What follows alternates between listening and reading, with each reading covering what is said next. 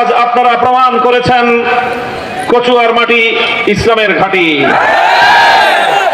কচুয়াতে যারা ইসলাম এবং আলেম সমাজের সঙ্গে বিশ্বাসঘাতকতা করে, যারা গাদ্দারি করে, তারা ইতিহাসের আস্থা করে নিক্ষিপ্ত হয়।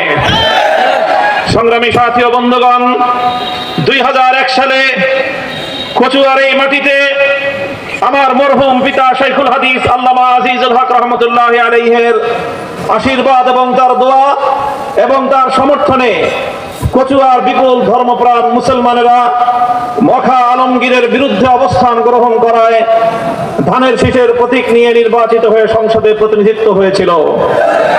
সংগ্রামী সাথী ও বন্ধুগণ, 2008 সাল থেকে 2024 সাল বাংলাদেশের ইতিহাসের এক বর্বরতম কালো অধ্যায়। বাংলাদেশের ক্ষমতার মসনদে, ইতিহাসের বর্বরতম জালিম ফ্যাসিবাদী সরকারের ক্ষমতার মসনদে বসে থাকার ইতিহাস।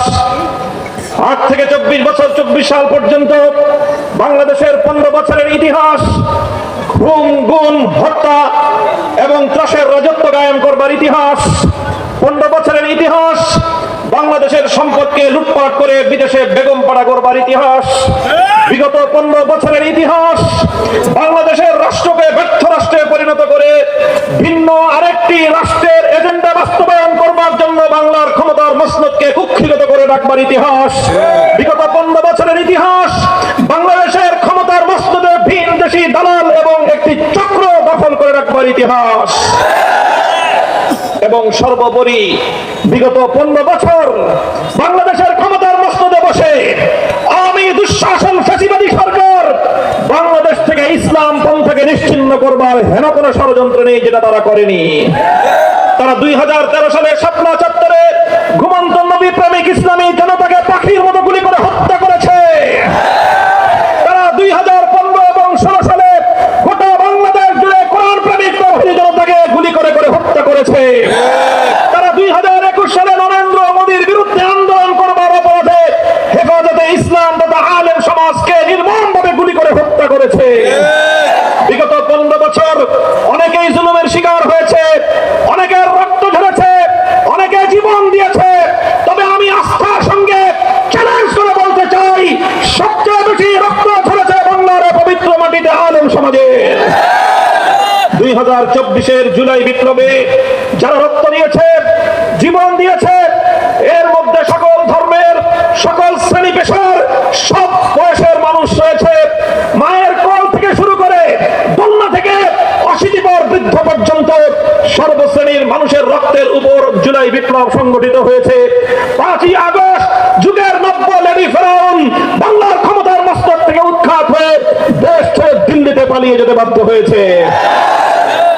শেখ হাসিনা এবং তার দোসরেরা চেয়েছিল বাংলাদেশকে একটি ব্যর্থ রাষ্ট্রে পরিণত করবার জন্য, বাংলাদেশটাকে তলাবিহীন ঝুড়িতে পরিণত করে বাংলাদেশের গুরুত্বপূর্ণ প্রতিটি সেক্টরকে ভারতের হাতে তুলে দিয়ে বাংলাদেশকে কার্যত ভারতের অঙ্গরাজ্যে পরিণত করবার পায়তারা চালিয়েছিল।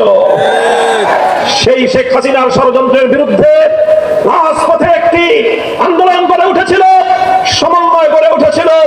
সর্বদলীয় সেই সংগ্রামে এদেশের আলেম সমাজ, এদেশের ইসলামপন্থীদের অনেক ত্যাগের কোরবানির নজরানা পেশ করতে হয়েছে। 2021 সালে নরেন্দ্র মোদীর বিরুদ্ধে প্রতিবাদ জানাতে গিয়ে শেখ হাসিনার ফ্যাসিবাদী বাংলাদেশের স্বাধীনতা নিয়ে ব্যবসা বাণিজ্যের বিরুদ্ধে প্রতিবাদ করতে গিয়ে শেখ হাসিনার রসায়নে পড়তে হয়েছে। তার আক্রমণ এবং টার্গেটে পরিণত হয়েছে সবচেয়ে বেশি বাংলাদেশ খেলাফত মজলিসকে। বাংলাদেশ খেলাফত মজলিসের কেন্দ্রীয় সকল নেতৃবৃন্দকে কারাগারে রাস্তা করে নিক্ষেপ করেছে। মাসের পর মাস, বছরের পর বছর বিনা বিচারে আমাদের সঙ্গে কারাগারের অন্তরালে নির্মম আচরণ করা হয়েছে। বাংলাদেশ খেলাফত মজলিস সকল নির্যাতন সহ্য করেছে, সকল বর্বরতাকে মাথা পেতে মেনে নিয়েছে। সব নির্যাতনের মুখে